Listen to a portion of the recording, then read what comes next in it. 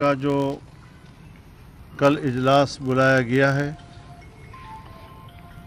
حزب اختلاف کا کوئی رکن کل کے اجلاس میں شریک نہیں ہوگا۔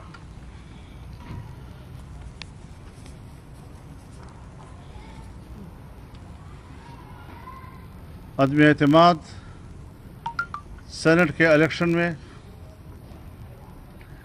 جناب یوسف رضا گیلانی صاحب کی کامیابی کی صورت میں ہو چکا ہے، اور صدر مملکت نے قومی اسمبلی کے اجلاس بلانے کے فرمان میں اجلاس بلانے کی یہی وجہ لکھی ہے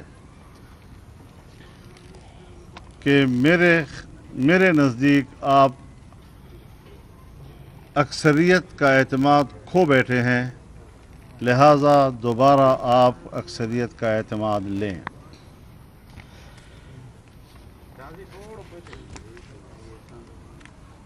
تو جب صدر مملکت بھی قومی اسمبلی کا اجلاس بلانے کے لیے اعتماد کھونے کی بات کرتا ہے تو اس سے اپوزیشن کا موقف اور مضبوط ہو جاتا ہے۔ اپوزیشن کی عدم شرکت کے بعد اس اجلاس کی کوئی سیاسی اہمیت نہیں ہوگی۔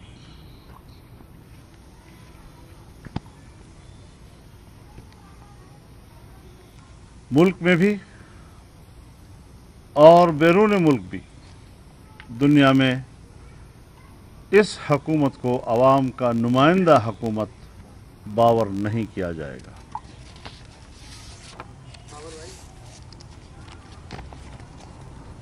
عمران خان نے قوم سے خطاب جس لب و لہجے میں کیا ہے، اس سے خود ان کی شکست خوردگی چھلک رہی تھی۔ وہ اعصابی طور پر بھی شکست کھا چکے ہیں۔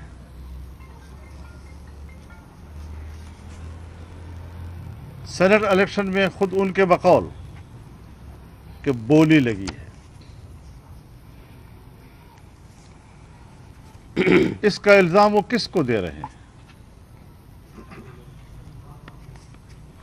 یعنی اپنی پی ٹی آئی کے اراکین کو وہ خود بکاؤ مال کہہ رہے ہیں،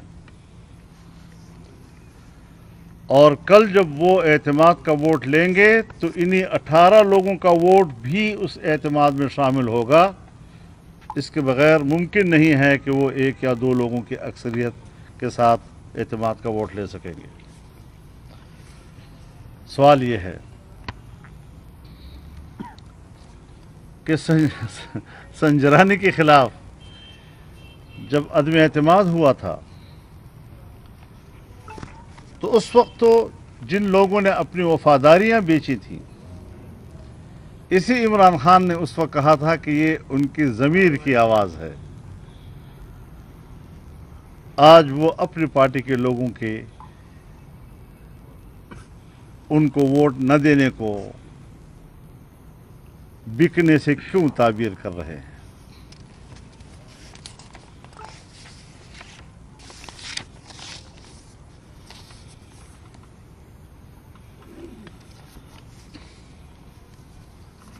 جو دعوے آج تک وہ کرتے رہے ہیں، جیسے وہ بہت بڑے امین، بہت بڑے وہ دیانتدار، آج اس سب دعووں کی حقیقت کھل کر سامنے آ گئی ہے۔ ہم لوگوں کو نکالیں گے۔ کس کے خلاف ہم لوگوں کو نکالیں گے؟ پی ڈی ایم کے خلاف لوگوں کو نکالیں گے؟ کیوں؟ کس بات پر؟ لوگ آپ سے اب یہ نہیں پوچھیں گے، لوگ آپ سے پوچھیں گے کہ آپ نے ملک کی معیشت کیوں تباہ کر دی؟ آپ نے 1 کروڑ نوکریوں کی بات کی تھی، آپ نے 30 لاکھ تک نوجوانوں کو نوکریوں سے کیوں نکالا؟ آپ نے مختلف اداروں سے کارکنوں کو نکال کر ان اداروں کو کیوں کمزور کیا؟ آپ نے ضرورت کی اشیاء کی قیمتوں میں 100 اور 200% کی قیمتیں کیوں بڑھائیں؟ آپ نے آٹا کیوں مہنگا کیا، چینی کیوں مہنگی کی، گھی کیوں مہنگا کیا، پیٹرول کیوں مہنگا کیا، اور غریب آدمی کی زندگی کیوں اجیرن کی؟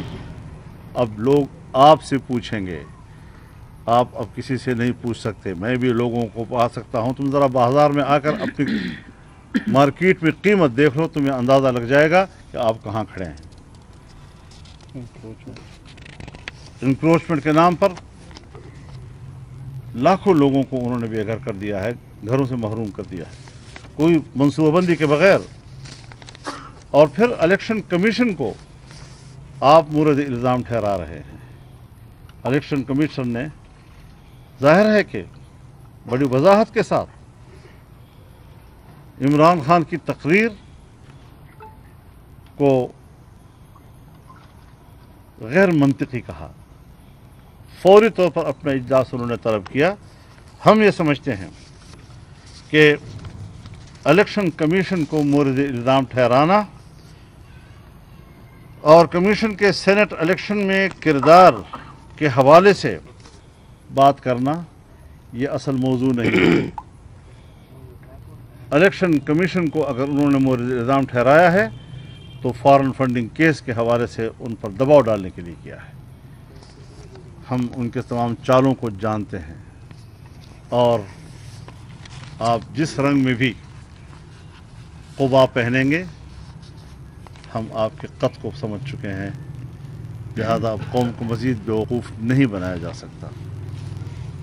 کل قومی اسمبلی میں اپوزیشن کا کوئی رکن نہیں جائے گا، اور اس بات کے کسی ایک آدھ رکن کو کہہ کر کہ وہ ذرا واچ کریں کہ وہ وہاں کیا ڈرامہ بازی کر رہے ہیں، تاکہ صورتحال واضح رہے۔ اچھا مولانا صاحب، جیسے آپ نے فرمایا کہ کل اسمبلی میں کوئی بھی اپوزیشن کا رکن نہیں جائے گا، تو کیا وہ 18 جنہوں نے آپ کو ووٹ کیا وہ بھی 18 جا رہے ہیں، یا وہ آپ سے رابطے میں ہیں کہ وہ بھی عدم اعتماد کریں گے؟ ہم نے اپنا فیصلہ کیا ہے۔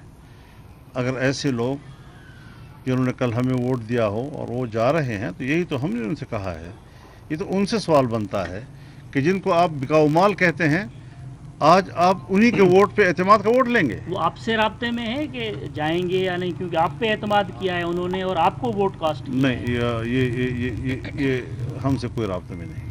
مولانا صاحب، پی ڈی ایم کی جانب سے کیا حکومت کے خلاف لانگ مارچ کیا جائے گا، یا عدم اعتماد کا کہا گیا تھا کہ عدم اعتماد ہم لائیں گے؟ ہم اپنے فیصلوں اور اعلانات پر قائم ہیں، اور انشاءاللہ 8 مارچ کو اسلام آباد میں سربراہی اجلاس بھی ہوگا، اور جو مجلس عاملہ ہے دونوں کا مشترکہ اجلاس ہوگا، اور اس میں آئندہ کے لائحہ عمل پر بات کی جائے گی۔ سینٹ الیکشن میں چیئرمین سینٹ کے لیے جو الیکشن یہ سارے موضوعات اسی اجلاس میں آئیں گے، اور وہ فیصلے وہاں پر ہوں گے۔ مولانا صاحب، آپ کیا سمجھتے ہیں کہ ہواؤں کا رخ بدل گیا ہے؟ ہواؤں کا رخ تو کب سے بدلا ہوا ہے؟ جب ہم نے آزادی مارچ کیا تھا اس وقت سے بدلنا شروع ہو گیا، اور اب تو اس کے واضح اثرات نظر آ رہے ہیں انشاءاللہ۔ اچھا، یہ جو ایک ایکٹیویٹی ہو رہی ہے، جس طرح وزیر اعظم نے سینیٹ انتخابات کے بعد جو ہے نا تمام گورنر کے اجلاس بلا لیے، اور آرمی کے جتنے افسران کے اجلاس ہوا، تو کیا سمجھتے ہیں کہ سینیریو کس طرف جا رہا ہے؟ یہ حواس باختگی ہے، اب ان کے ہاتھ سے سب کچھ نکل چکا ہے، لہذا پاکستان میں اس وقت کوئی ایگزیکٹو نہیں ہے، کوئی اس وقت حکومت نہیں ہے، اور ان کو فوری طور پر نئے انتخابات کا اعلان کر کے عوام کی ایک حقیقی نمائندہ گیلانی صاحب کی حکومت کو کامیابی آنا دیکھ رہے چاہیے۔ ہیں ابھی آپ ایز چیئرمین سینٹ؟ میں نے آپ سے عرض کیا کہ پہلے فیصلہ تو ہو، تو ہم نے جب ایک اجلاس بلا لیا ہے 8 تاریخ کو، تو سارے فیصلے اسی میں کیے جائیں گے۔ اچھا مولانا صاحب، کل آپ اجلاس میں قومی اسمبلی کے اجلاس میں شرکت نہیں کر رہے ہیں، لیکن حکومتی اراکین جو ہیں وہ شرکت کریں گے اور ان کی اکثریت ہے، تو آپ کے اجلاس میں شرکت نہ کرنے سے حکومتی بیانی کو تو فوقیت قوت میں لے گی؟ نہیں، جو تو بیانی ختم ہو جائے گا، اس کی اہمیت ہی ختم ہو جائے گی۔ ایک طرف ایک کارروائیاں ہو رہی ہے، تو آج تک بھی جعلی اکثریت سے حکومت کرتے رہے، اب اس کی جعلیت جو ہے واضح طور پر اگر ساتھی اکثریت پر 172 ووٹ لے جاتے ہیں تو کیا سمجھتے ہیں اس کے باوجود؟ حضرت، ہم تو 172 ووٹ ان کے مانتے ہی نہیں ہیں، سب جعلی ہیں نا، تو جعلی ووٹ بھی ان کے ساتھ نہیں ہے، تو اس کے بعد تو ختم ہو گئی بات. لانگ مارچ کے حوالے سے یہ خبریں آ رہی ہیں کہ وہ کراچی سے اسٹارٹ ہوگا، کوئی ایسا کچھ طے ہے کہ کہاں سے اسٹارٹ نہیں، ہوگا؟ اس کی اسٹریٹجی طے کی جائے گی، کیونکہ اب پشاور کا آدمی تو یہاں نہیں آ سکے گا، بلوچستان کا آدمی یہاں تو نہیں آ سکے گا، تو ہر جگہ سے قافلے جو ہیں وہ روانہ ہوں گے اور اس کا ایک پورا طریقہ کار طے کیا جائے گا. بہت بہت شکریہ جی، بہت بہت شکریہ. ہلو